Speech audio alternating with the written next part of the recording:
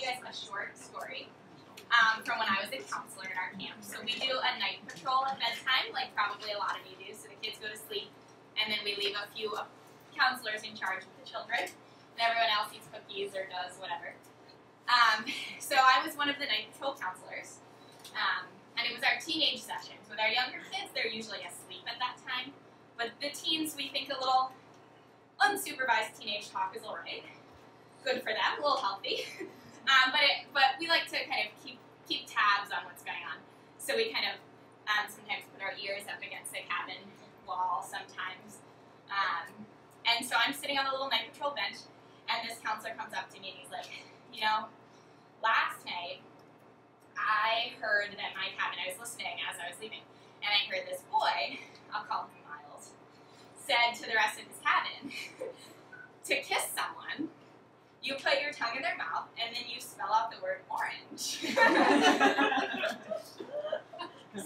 And he said, so maybe just like walk by the cabin tonight, just kind of check and make sure everything's going well in there. And I'm like, okay, cool, got it. And this is 13 to 17-year-old boys, so we do family groupings. So there's like the little 13-year-olds who are pretty prepubescent, and like 17-year-olds, and then Miles who's like in the middle with his like information about kissing. And so I'm like creeping up, and it's like really dark. I'm creeping up, like, you know, like not stepping on any sticks, and I'm putting my ear against the wall, and I hear, it just tastes so good. And I'm like, oh god.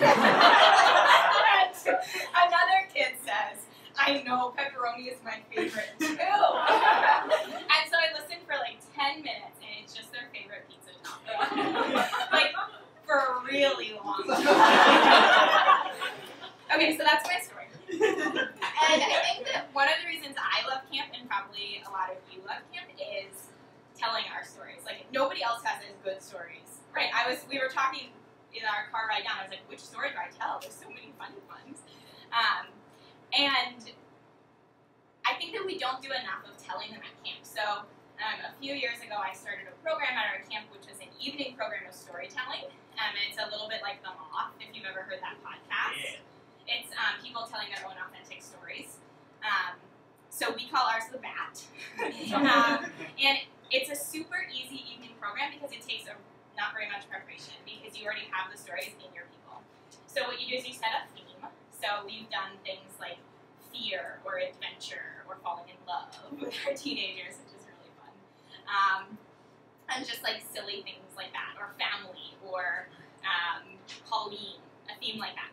And you warn your staff and have a few staff think about a story that they'd like to tell and let you know. And you kind of set the stage. For us, we make a little backdrop that says the Bat, and we kind of design a new poster every time. But just like one counselor spends 20 minutes on it. And then you can set up maybe like a trunk or a bench or a little stool, maybe a spotlight. We like to do it kind of like storytelling on stage style. And then you have your first few counselors tell short stories, maybe 5-10 minutes, and then we open it up to kids.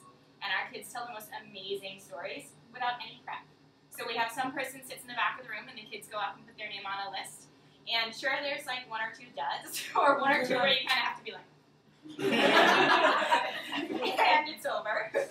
But we've heard just the most amazing things from our kids, and they love it, right? It's a chance. I was talking about this with Dana in the car, and she's like, yeah, it's a chance for the kid who maybe isn't the basketball star, which, like, we don't have very many of kids, but, you know, the quieter kid to tell their story and just connect with the rest of the group in a really authentic way.